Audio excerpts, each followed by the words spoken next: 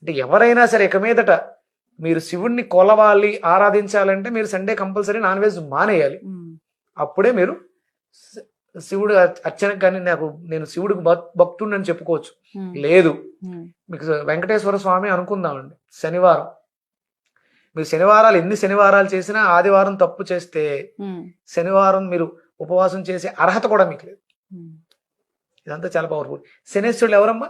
సూర్యనారాయణమూర్తి కొడుకు. సూర్యుడు కొడుకే శనేశ్వరులు. మీరు శనివారం ఎన్ని పూజలు చేసినా నా తండ్రి రోజు ఆదివారం తప్పు చేస్తున్నావు కాబట్టి ఈయన ఎందుకు అనుగ్రహిస్తాడు? ఆ వెంకటేశ్వర స్వామి, ఆ శ్రీరామచంద్రుడు, ఆ కృష్ణ పరమాత్మే సూర్యుడి యొక్క గొప్పదనాన్ని, సూర్యుడి వల్ల మనం పొందే లబ్ధిని మనకి పురాణాల్లో చెప్పడం జరిగింది. అది మానేసి మనం ఎన్ని రోజులు, ఎన్ని పూజలు, ఎన్ని ఉపవాసాలు చేసినా ఆదివారం చేసేది మహాపాపం.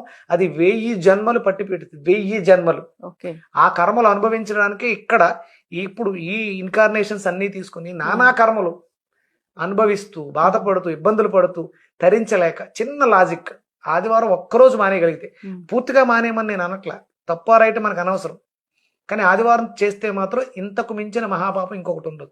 దీన్ని మనకి వాళ్ళు విషపు బీజాన్ని నాటేసి వెళ్ళిపోయారు.